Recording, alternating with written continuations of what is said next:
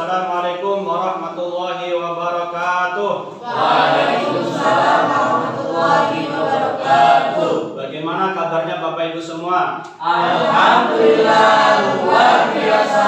Allah. Masih semangat Bapak Ibu? Masih semangat. Baik, saya mengucapkan banyak terima kasih atas waktunya untuk saya menyampaikan aksi nyata modul 2.2, yaitu tentang pembelajaran sosial emosional. Dalam hal ini, sebelum saya menyampaikan materi tentang pembelajaran sosial emosional, barangkali Bapak Ibu semua bisa berdiri sejenak. Berdiri sejenak, ya.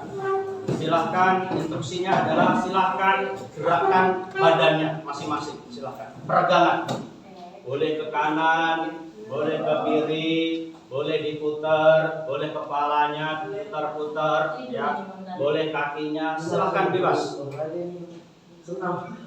Ya, boleh mukanya muka jelek juga boleh.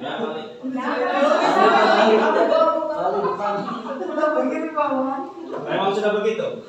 Baik, terima kasih. Silakan duduk kembali. Bapak Ibu yang dirahmati Subhanahu wa taala, saya mulai dari pendidik. Pendidik itu adalah penuntun segala kekuatan kodrat yang ada pada anak-anak agar mereka sebagai manusia dan anggota masyarakat dapat mencapai keselamatan dan kebahagiaan yang setinggi-tingginya. Ini pernah saya sampaikan waktu pertama kali tentang filosofi pendidikan menurut Ki Hajar Dewantara, sehingga pemikiran KHD ini mengingatkan bahwa tugas pendidik sebagai pemimpin pembelajaran adalah menumbuhkan motivasi untuk dapat membangun perhatian yang berkualitas pada materi dengan merancang pengalaman belajar dan mengundang bermakna. Kita merancang secara sadar pengetahuan, keterampilan, dan sikap yang dibutuhkan murid-murid untuk mewujudkan kekuatan pada potensinya. Sehingga tugas kita sebetulnya adalah menuntun potensi bakat yang ada pada anak-anak. Waktu diseminasi pertama pernah saya sampaikan bahwa anak itu mempunyai bakat masing-masing, sehingga kita tidak bisa membentuk anak seperti keinginan kita, tetapi kita hanya mengantarkan anak sesuai dengan potensi yang ada pada dirinya. Baik, pembelajaran sosial dan emosional yang berikutnya disingkat PSE adalah pembelajaran yang dilakukan secara kolaboratif oleh seluruh komunitas sekolah. Proses kolaborasi ini memungkinkan anak dan orang dewasa di sekolah memperoleh dan menerapkan pengetahuan, keterampilan, dan sikap positif mengenai aspek sosial dan emosional. Seperti yang saya sampaikan bahwa pembelajaran PSE ini adalah membutuhkan kolaborasi semua stakeholder yang ada di sekolah. Jadi tidak bisa hanya saya sendiri, Bu Ismi sendiri, atau Bu Rani sendiri, atau salah seorang. Artinya kalau ini dilakukan oleh semua stakeholder yang ada, berarti pembelajaran ini dilakukan secara terus-menerus. Apa manfaat dari pembelajaran PSE? Manfaatnya adalah memahami, menghayati, dan mengelola emosi yang kemudian disebut sebagai kesadaran diri. Yang kedua, menetapkan dan mencapai tujuan positif yang berikutnya disebut pengelolaan diri atau manajemen diri. Yang ketiga, merasakan dan menunjukkan empati kepada orang lain yang biasa disebut dengan kesadaran sosial. Yang keempat, membangun dan mempertahankan hubungan yang positif yang disebut dengan keterampilan berelasi. Dan yang kelima, membuat keputusan yang bertanggung jawab. Dan ini adalah pengambilan keputusan yang bertanggung jawab. Setelahnya nanti akan kita kenal dengan istilah 5 KSE, 5 keterampilan sosial emosional.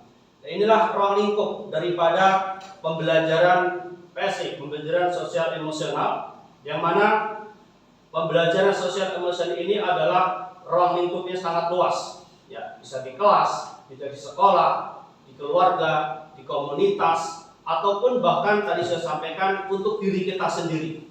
Ya, bahkan termasuk ketika nanti kita di masyarakat, pembelajaran KSE ini bisa kita praktekkan. Kemudian tujuan dari PSE yaitu meningkatkan kompetensi sosial dan emosional terciptanya lingkungan belajar yang lebih positif, peningkatan sikap positif dan toleransi murid terhadap dirinya, orang lain, dan lingkungan sekolah. Selain itu, PSE di kelas terbukti dapat menghasilkan pencapaian akademik yang lebih baik. PSE memberikan fondasi yang kuat bagi murid untuk dapat sukses dalam berbagai area kehidupan mereka di luar akademik, termasuk kesejahteraan psikologis atau well-being secara optimal. Secara garis besar, bahwa siklus pemanfaatan PSE bisa kita lihat dalam tabel seperti yang ditayangkan. Bapak Ibu yang dimuliakan Allah Subhanahu wa taala, pembelajaran sosial emosional yang mencakup 5 kompetensi tadi, 5 KSE, kesadaran diri, manajemen diri, kesadaran sosial, keterampilan berelasi, dan pengambilan keputusan tanggung jawab, ini diharapkan dapat masuk ke dalam ruang lingkup belajar, menjadi support system. Maka tadi dibutuhkan kolaborasi semua stakeholder yang ada. Kemudian yang ketiga, peningkatkan sikap pada diri sendiri, respek toleran terhadap orang lain, dan juga lingkungan sekolah. Maka tadi saya sampaikan, PSE ini bisa kita lakukan sendiri untuk diri kita sendiri, kita melakukan untuk siswa kita melakukan untuk teman-teman kita, ataupun kita melakukan kepada masyarakat. Dalam hal kegiatan di sekolah, PSE ini diharapkan dapat meningkatkan perilaku positif murid, sehingga ketika perilaku positif ini meningkat, maka akan terjadi pengurangan perilaku negatif. Ketika perilaku negatif itu berkurang, maka tingkat stres siswa akan menurun, sehingga hasilnya akan meningkatkan performa akademik siswa, tujuan siswa, cita-cita siswa, minat dan bakat siswa akan dapat tercapai seandainya kita melaksanakan 5 KSE tadi. Pembelajaran sosial emosional berupaya menciptakan lingkungan dan pengalaman belajar yang menumbuhkan 5 KSE tadi saya sebutkan. Pertama, kesadaran diri, manajemen diri, kesadaran sosial, keterampilan berelasi, dan pengambilan keputusan yang bertanggung jawab. Pembelajaran 5 KSE tersebut akan dapat menghasilkan murid yang mempunyai karakter, disiplin, santun, jujur, peduli, responsif, proaktif, mendorong anak untuk memiliki rasa ingin tahu tentang ilmu pengetahuan, sosial, budaya, dan humaniora. Semua ini selaras dengan standar kompetensi lulusan dan standar isi dalam standar nasional pendidikan. Jadi Bapak Ibu sekalian, tugas kita adalah membuat anak mempunyai kesadaran diri. Ketika kita mengajarkan mari berdoa sebelum belajar, harapannya setiap melakukan aktivitas, sebelum melakukan aktivitas, anak sudah punya kesadaran diri untuk berdoa. Sebenarnya kan manajemen diri, anak bisa membagi waktu. Kapan waktu istirahat, kapan harus masuk, kapan harus mengumpulkan tugas, dan seterusnya. Nanti kita bisa lihat di dalam tabel. Jadi kerangka definisi kesadaran diri atau 5 KSE tadi bisa kita lihat dalam contoh sebagai berikut. Kesadaran diri, kemampuan untuk memahami perasaan, emosi, dan nilai diri sendiri, dan bagaimana pengaruhnya pada perilaku diri dalam berbagai situasi dan konteks kehidupan. Contohnya, dapat menggabungkan identitas pribadi dan identitas sosial, mengidentifikasi kekuatan, aset diri dan budaya, mengidentifikasi emosi-emosi dalam diri, menunjukkan integritas dan kejujuran, memupuk efektif diri, memiliki pola pikir bertumbuh, mengembangkan minat, dan menetapkan arah tujuan hidup. Ini contoh-contoh untuk memupuk nilai kesadaran diri.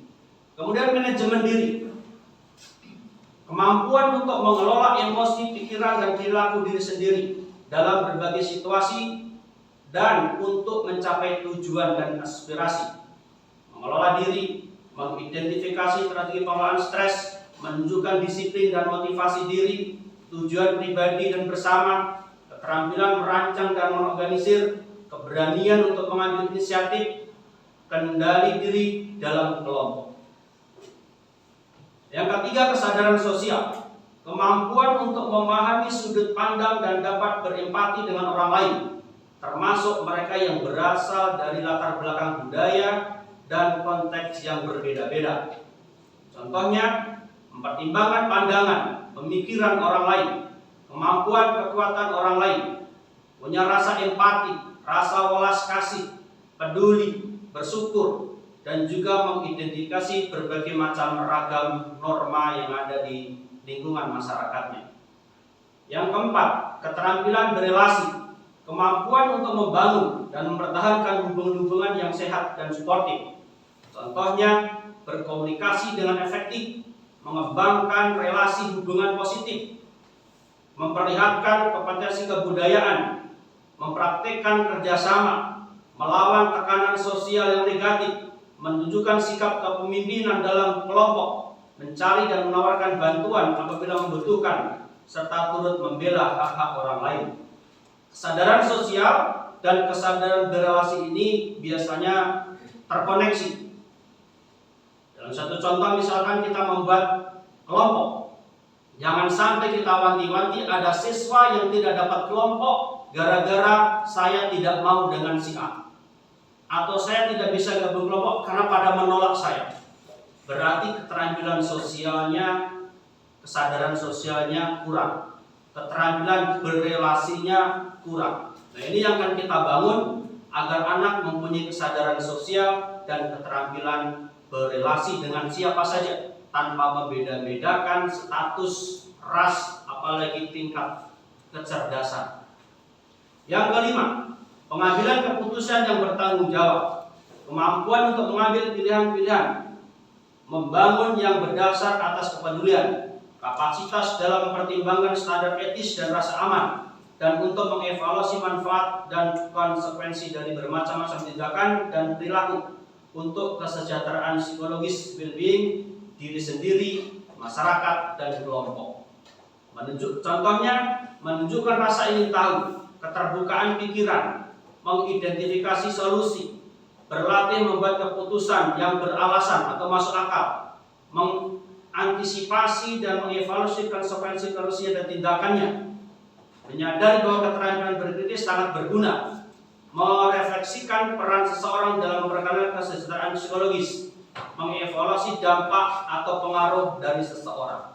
Bapak Ibu, pengambilan keputusan bertanggung jawab ini adalah pengambilan keputusan yang positif tentunya, sehingga anak dapat mempertanggungjawabkan apa yang diambilnya. Misalnya anak disuruh membuat tugas, dengan cara apa dia mengerjakan. Ini adalah keputusan anak. Anak berani menentukan itu berarti anak sudah berani mengambil keputusan. Dan itu asal positif. Tugas kita tadi menuntun. Bapak Ibu yang berbahagia, bagaimana kita biasanya menggambarkan keterampilan sosial emosional dalam bahasa sehari-hari? Kesadaran diri, misalkan mengenal diri, memahami emosi sendiri. Karena kita juga dikenal, kita sedang emosi, tapi kita juga tidak bisa mengontrol emosi kita. Yang ketiga, tahu prinsip hidupnya sendiri, jujur, berintegritas, berprinsip. Kemudian memahami tubuh sendiri, kita sedang capek, kita sedang lelah, kita sedang sakit.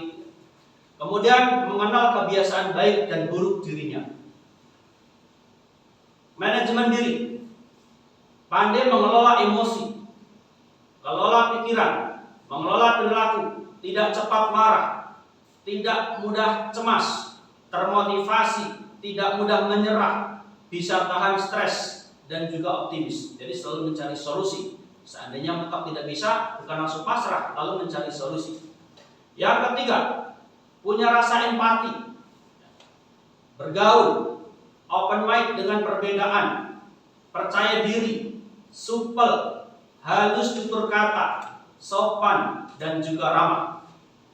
Yang kelima, pengambilan keputusan, adil, penuh pertimbangan, peduli dengan sesama, tidak egois, bertanggung jawab, dan juga tinggal merasa. Nah, inilah 5 keterampilan yang mungkin bisa kita ajarkan pada anak-anak kita, pada murid-murid kita, sehingga murid-murid kita punya karakter tadi yang sudah di depan saya sebutkan. Bapak Ibu, mari kita berlatih. Ada satu contoh, baca. Contoh KSI. Misalnya kegiatannya adalah melibatkan murid dalam membuat keyakinan kelas atau peraturan sekolah untuk menciptakan lingkungan sekolah yang aman dan nyaman. Jadi Bapak Ibu mungkin bisa dibiasakan sebelum mengajar membuat keyakinan kelas. Ya, mungkin pernah saya sampaikan, keyakinan kelas itu adalah kesepakatan kelas. Ya, dalam kegiatan kelas itu nanti kesepakatannya apa? Saya beri contoh misalnya tidak boleh makan, boleh minum. Sepakat itu keyakinan kelas. Ya, tidak boleh tidur misalnya. Kemudian aktif selama kegiatan pembelajaran. Tunjuk jari ketika bertanya atau tunjuk jari ketika kita menjawab pertanyaan. Nah, itu dibuat. Itu menjadi sebuah keyakinan kelas. Ya. Nah, dibuat bersama-sama dengan siswa. Meskipun draftnya kita buat, kita bacakan. Ya. Dilemparkan ke anak-anak. Setuju, tidak setuju direvisi. Nah, itu adalah namanya keyakinan kelas. Nah, kegiatan tadi adalah KSE apa? Ya, misalkan tadi melibatkan murid dalam kegiatan kelas atau peraturan sekolah untuk menciptakan lingkungan sekolah yang aman dan nyaman. KSE yang masuk dalam kategori kegiatan itu adalah kesadaran diri. Kesadaran diri karena murid memberikan nilai-nilai yang diyakininya berkaitan dengan lingkungan kelas. Ya, sadar ketika belajar kita harus memperhatikan, itu kan kesadaran diri. Yang kedua, kesadaran sosial. Karena murid mempertimbangkan pendapat temannya. Mungkin ada yang setuju, ada yang tidak, beda pendapat, dan sebagainya. Itu adalah masuk kategori kesadaran sosial. Yang ketiga, pengambilan keputusan yang bertanggung jawab. Ketika anak mengusulkan anak siap menerima keyakinan kelas tadi, berarti anak sudah berani mengambil keputusan dan menerima segala resiko yang diterima karena sudah sepakat. Ya. Jadi ini satu kegiatan, tapi sudah masuk 3 KSE. Kesadaran diri, kesadaran sosial, dan pengambilan keputusan yang bertanggung jawab. Sampai di sini bisa dipahami ya. Lalu kita latihan. Menurut Bapak Ibu, memberikan kesempatan pada murid untuk membaca buku pilihannya dalam suasana yang kondusif. Ini masuk KSE apa kira-kira? Ada 5, kesadaran diri, kesadaran sosial, kemudian manajemen diri, keterampilan berelasi, pengambilan keputusan yang bertanggung jawab. Kira-kira masuk yang mana? Ketika memberikan kesempatan pada murid untuk membaca buku pilihannya dalam suasana yang kondusif. Kelima, berarti pengambilan keputusan yang bertanggung jawab. Kenapa? Karena si anak memilih buku yang ingin dia baca sehingga dia harus bisa bertanggung jawab dengan apa yang dibacanya. Baik, terima kasih. Ya, betul. Jadi ini termasuk KSE kelima, yaitu pengambilan keputusan yang bertanggung jawab. Latihan nomor 2. Saya bacakan. Memberikan kesempatan pada murid untuk merefleksikan proses pembelajaran yang sudah diikuti. Misalnya, apa yang disukai, mana yang mudah, menantang, ingin dipelajari lebih lanjut sebelum melanjutkan pembelajaran berikutnya. Ini masuk kategori KSE apa? Berikan kesempatan pada murid untuk merefleksikan proses pembelajaran yang sudah diikuti. Misalnya, apa yang disukai, yang mudah, menantang, sebelum melanjutkan pembelajaran berikutnya. Kira-kira KSE mana? Ayo. Satu tadi apa? Keterampilan apa? Kesadaran diri, manajemen diri, kesadaran sosial, keterampilan berelasi, pengambilan keputusan. Kira-kira apa? Keterampilan berelasi. Ada lagi? Kesadaran diri. karena mampu merefleksikan, mungkin begitu. Ada lagi, Pak Eko? Kesadaran sosial. Kesadaran sosial, karena harus melibatkan teman yang lain, ya, karena merefleksikan materi, ya. Nah, inilah contoh-contoh Bapak Ibu, satu kegiatan, tapi sebetulnya kita sudah mengajarkan kepada murid-murid kita berbagai macam KSE atau kompetensi sosial emosional. Nah, ini kalau diulang, pada prinsipnya adalah ketika diulang, maka secara di bawah alam sadar akan tertanam di dalam otak murid kita. Bapak Ibu, kita lanjutkan tentang mindfulness atau kesadaran penuh. Mindfulness sebagai dasar penguatan 5 kompetensi sosial dan emosional. Bapak Ibu pasti sudah akrab dengan istilah mindfulness ini.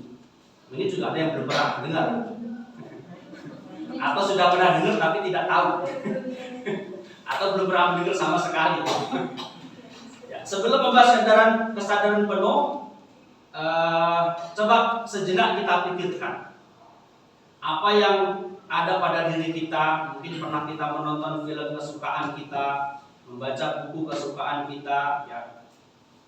Apakah masih ada yang diingat, ya, alur ceritanya sampai saat ini? Mungkin masih.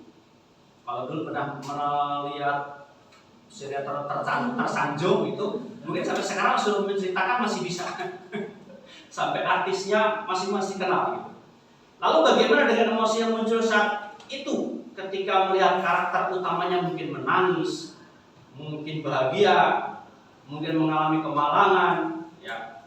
Dan kita secara tidak sadar mengikuti artis atau pemeran yang kita sukaikan. Lalu sebagai seorang pendidik, contoh lagi, dalam pertemuan guru rutin saat kepala sekolah maupun guru lain mengumumkan pendapat atau mengumumkan kegiatan sekolah yang akan datang, dan kita mendengarkan dengan seksama setiap informasi yang diberikan, secara otomatis kita akan mengingat. Contoh lain, ketika mempersiapkan materi pembelajaran, kita memperhatikan alur yang akan dibawakan, langkah-langkah untuk mengeksekusi rancangan dan penilaian kita. Kemudian pada saat di kelas kita mengamati proses belajar murid, gerak-geriknya, raut wajahnya, bahkan bagaimana kita memandang murid-murid kita saat kita mengajar di kelas. Tentunya dengan tadi berdasarkan rancangan yang sudah kita buat. Prinsip kesadaran penuh. Bapak Ibu, coba kita lihat kembali saat kita merasakan beban di pundak, pekerjaan yang mungkin menumpuk, ya, tugas yang banyak, waktu yang sudah terdeadline, ya, sulitnya berkomunikasi dengan pimpinan atau rekan kerja sehingga kolaborasinya susah dilakukan.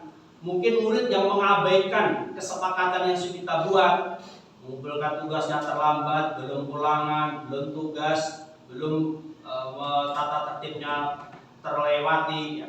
Itu hal yang kita hadapi setiap hari. Maka sebagai guru, skenario demikian tidaklah terelakkan. Mau tidak mau, suka tidak suka, saat kita masih berhadapan dengan murid, maka masalah itu akan terus ada. Kondisi demikian dapat menjadi pemicu munculnya emosi diri kita, frustasi, marah, khawatir, dapat nilai jelek atau kurang bagus, dan berbagai macam campur emosi lainnya. Belum permasalahan di rumah, belum permasalahan yang lainnya, gitu, ya. Yang tanpa kita sadari itu menumpuk di dalam beban pundak dan pikiran kita. Penting bagi kita untuk mengambil jeda sejenak, Bapak Ibu, menyadari emosi yang tidak nyaman agar tidak membelenggu kita dalam memandang dan merespon orang lain, baik dalam sebuah interaksi pekerjaan hingga pada keputusan-keputusan yang akan diambil. Kesadaran penuh ini dapat diartikan sebagai kesadaran yang muncul ketika seseorang memberikan perhatian secara sengaja, sadar pada kondisi yang saat ini dialami. Dilandasi dengan rasa ingin tahu dan tanpa menghakimi dan kebaikan-kebaikan yang ada.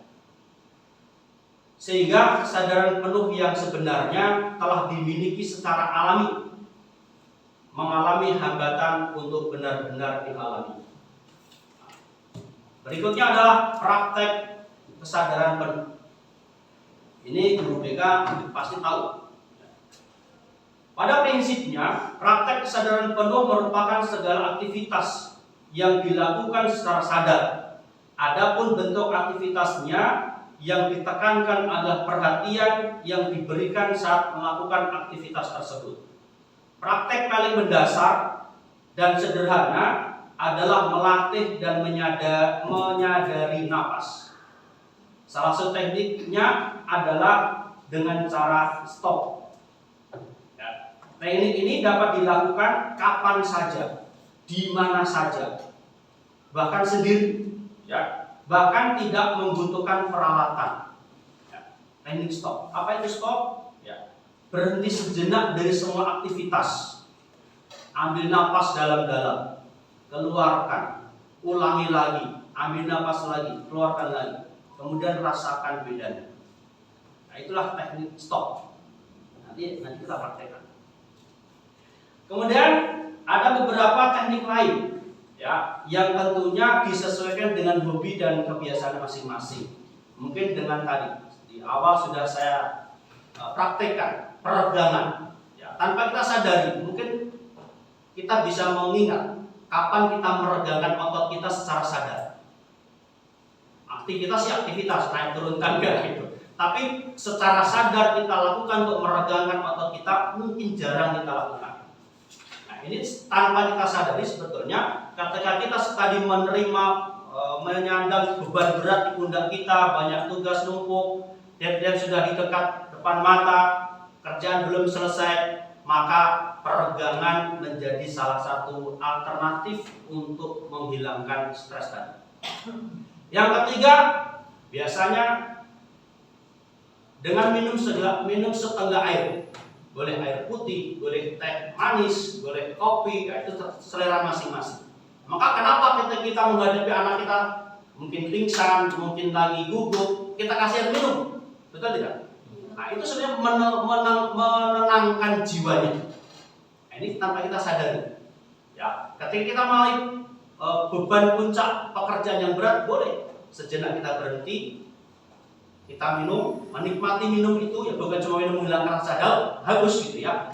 Kita menikmati minum yang kita tenggak tadi, nah, ternyata itu bisa meregangkan stres. Ya, itu pernah kita praktekkan. Tadi saya contohkan misalkan siswa kita pingsan di pacaran, apa yang dilakukan pertama? Kasih minum.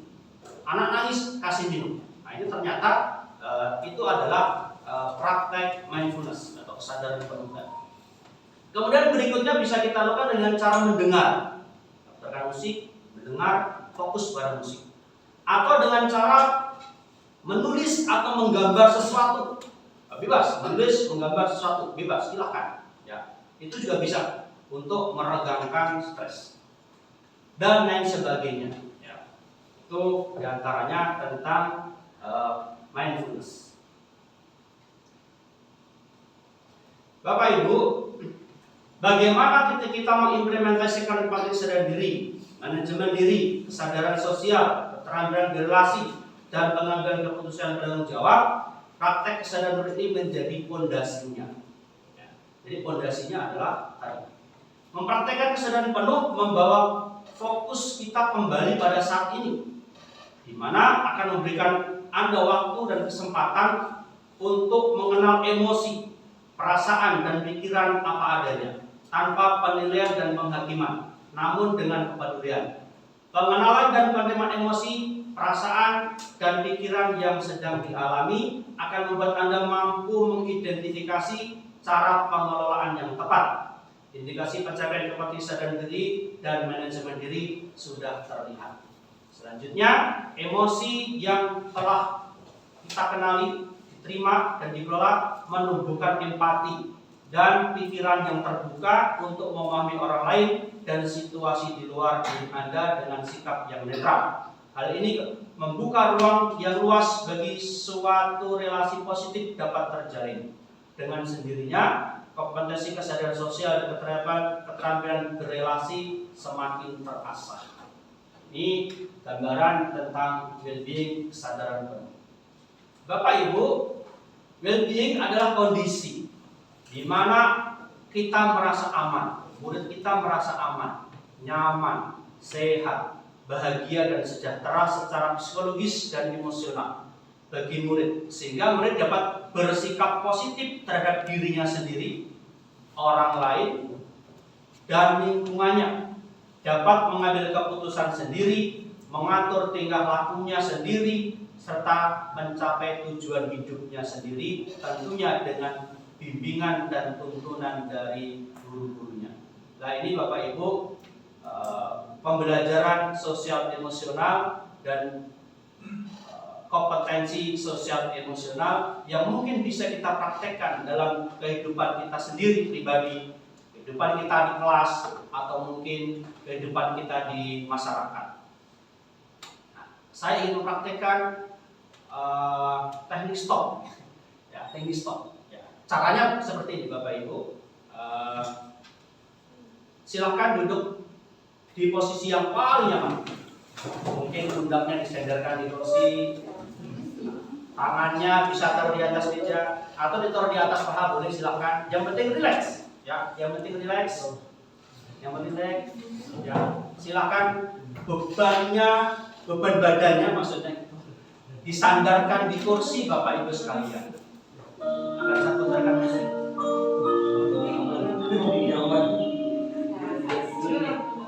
Ya. Silahkan ambil napas. Keluarkan secara perlahan-lahan melalui hidung. Rasakan setiap gerakan perut kita ketika kita mengambil napas. Keluarkan. Lepaskan beban yang ada di pundak kita. Lepaskan beban pikiran kita. Rilekskan badan kita. Rilekskan pikiran kita. Kita sedang menikmati sebuah relaksasi untuk menghilangkan semua beban yang ada di dalam pikiran kita. Terus ambil napas, keluarkan napas dengan hidung, konsentrasi.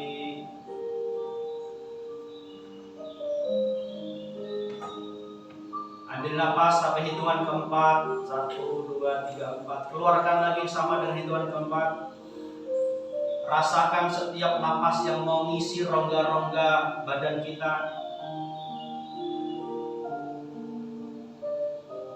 Fokuskan pada stop kita melakukan aktivitas, tapi kita fokus pada relaksasi. Perlahan buka mata, terus sambil bernapas seperti biasa. Nah, seperti itulah kira-kira melakukan teknik stop. Apakah selalu dengan musik? Tidak. Jadi kita bisa melakukan sendiri. Artinya kita mau berhenti sejenak dari semua aktivitas yang kita lakukan. Misalkan kelas, kalau anak banyak masalah, misalkan tugas belum dikerjakan, kita bisa berhenti sejenak. Ya, mungkin 1, 2 menit atau 3 menit untuk merelaksasi diri kita sendiri. Itu bisa mengembalikan fokus kita untuk kembali kepada kondisi normal. Kepada anak pun sama, untuk melatih fokus dan konsentrasi anak. Bisa kita praktekkan untuk anak juga. Nah, itu diantaranya teknik stop. Ya, tadi sudah 2. Pertama peregangan sudah, ini teknik stopnya seperti itu. Kira-kira seperti itu. Kalau dengan mendengar, ya, kita coba fokus pada suara musik. Kita kenali musik yang paling kuat. Fokus pada musik yang paling kuat terdengar di telinga kita. Perlahan kita pergi jauh kepada musik yang kita dengar yang terdengar agak pelan, sampai pada musik yang paling pelan terdengar di telinga kita.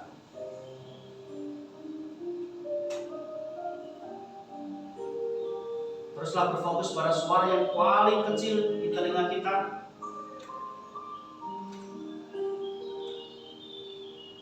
Akhirnya seperti itu. Ya, ini teknik-teknik mindfulness yang bisa kita praktekkan dalam kehidupan kita sehari-hari dan lain-lain. Misalkan menggambar, menulis, silakan menulis apa yang ingin ditulis, mencurahkan hati mungkin begitu, atau menggambar apa sesuatu yang ingin digambar. Nah itu bisa teknik-teknik yang bisa dilakukan untuk mengembalikan fokus kita dalam kondisi yang normal. Bapak Ibu yang dimuliakan Allah Subhanahu wa taala, menurut Sri Wahyaningsih, pendiri Salam Sanggar Anak Alam Yogyakarta yang diwawancari September 2021, lingkungan sekolah yang aman dan nyaman adalah lingkungan yang membangun persepsi bahwa setiap orang memiliki potensi yang berbeda-beda dan orang lain adalah mitra, bukan saingan. Tugas pendidik adalah membantu anak-anak menemukan jati diri dan mengembangkan potensinya. Persepsi tersebut akan mendorong kentalnya kolaborasi antar guru, murid, maupun orang tua. Orang tua akan ikut mendukung teman-teman anaknya karena tidak dilihat sebagai saingan anaknya. Guru-guru pun menjadi lebih produktif dan suportif, saling mendorong rekan sejawat untuk mengembangkan dirinya. Sehingga tidak ada lagi pandangan bahwa antar sesama guru adalah saingan, antar sesama teman saingan, guru dan murid saingan, tidak ada. Karena lingkungan sekolah adalah lingkungan yang aman dan nyaman untuk membangun persepsi bahwa kita mempunyai potensi yang berbeda-beda. Bapak Ibu, demikian aksi nyata modul 2.2 tentang pembelajaran sosial emosional. Berikutnya adalah refleksi. Kalau saya tanyakan, kira-kira ada peristiwa apa tadi? Ada yang mau menyampaikan atau menuliskan? Dituliskan saja. Tadi ada peristiwa apa? Nah, silakan dijawab itu. 4 soal. Nanti ditempel di depan. Ya, silakan dituliskan. Nanti ditempel di depan. Lalu bagaimana perasaan Bapak Ibu setelah mengikuti tadi? Jangan 4.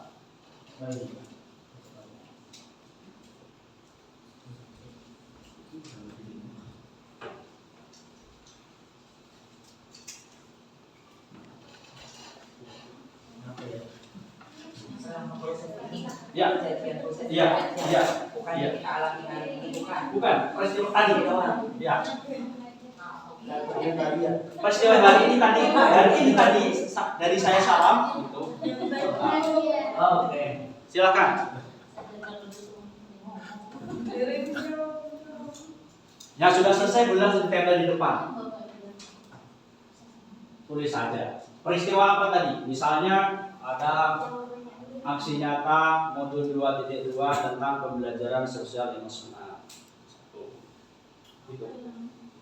2. Perasaannya bagaimana? Kan perasaan masing-masing kan? Berbeda warna. Iya maksudnya kan ada 4.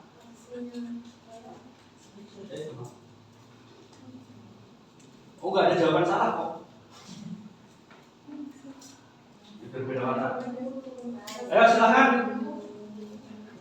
2 menit. Kemudian yang ketiga, manfaatnya apa pembelajaran tadi? Lalu penerapannya bagaimana? Silakan. Tidak usah kasih nama.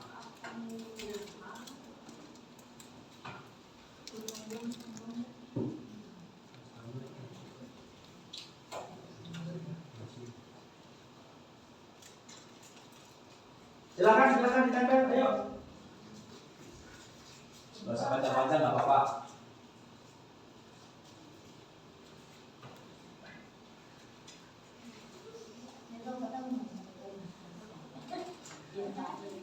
Refleksi ini bisa kita terapkan di kelas ketika kita mengajar.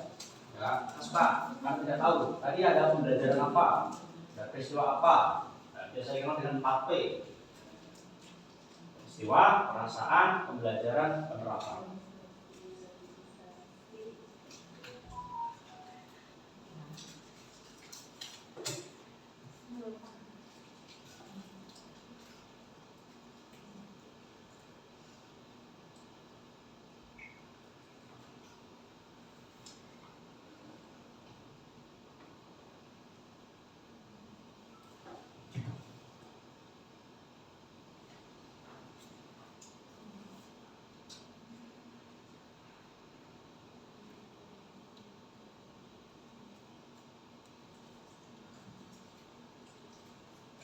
Udah, silakan ditempel di depan.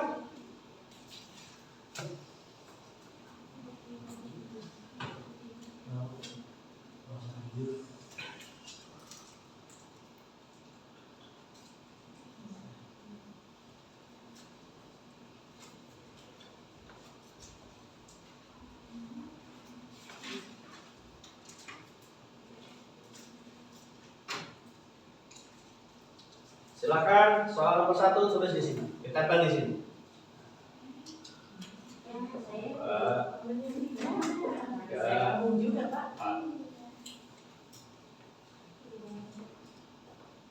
Perasaan tempel nomor 1. Kemudian peristiwa tempel nomor 1, perasaan nomor 2, pembelajaran nomor 3, penerapan nomor 4. Silakan ditempel, ayo.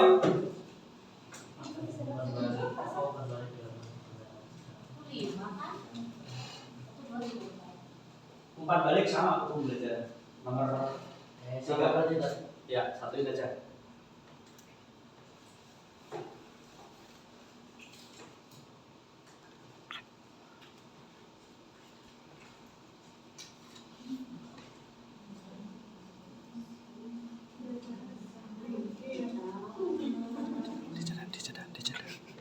Dijeda. Penuh. Kayaknya penuh ini. Aduh, iya penuh. Aduh. Sampai di mana tadi?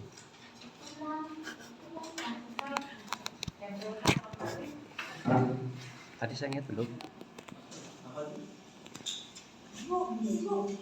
Kosongkan, cepat kosongkan berapa? Saya sengaja tulisannya nggak susah dibaca, kalau tulisanmu kan cakep. Tulisannya susah dibaca. Tuh, 2. Saya tulis.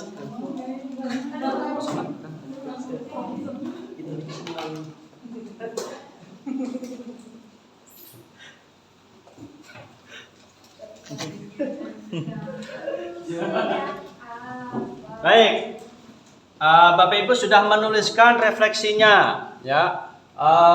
Nomor 1, ada peristiwa apa hari ini? Adanya proses pengendalian diri tentang kesadaran sosial emosional. Kemudian bagaimana perasaannya? Senang karena mendapat ilmu baru. Ada peningkatan kesadaran, senang dengan pengetahuan yang diberikan tentang KSE. Senang karena bertambah ilmu, nyaman sampai terlelap dengan rasa ngantuk. Terima kasih.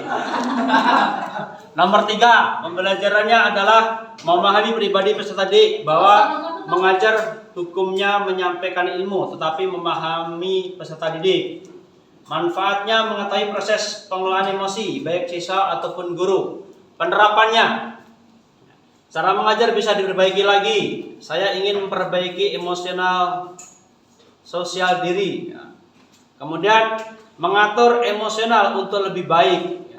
Ingin memperbaiki dengan cara pengelolaan emosi pada diri sendiri dan penerapannya di kelas. Baik, Bapak Ibu sekalian, terima kasih sudah memberikan refleksinya pada sore hari ini. Mudah-mudahan kita dapat mengamalkan, melaksanakan kegiatan pembelajaran sosial emosional dengan baik. Alhamdulillah Bapak Ibu,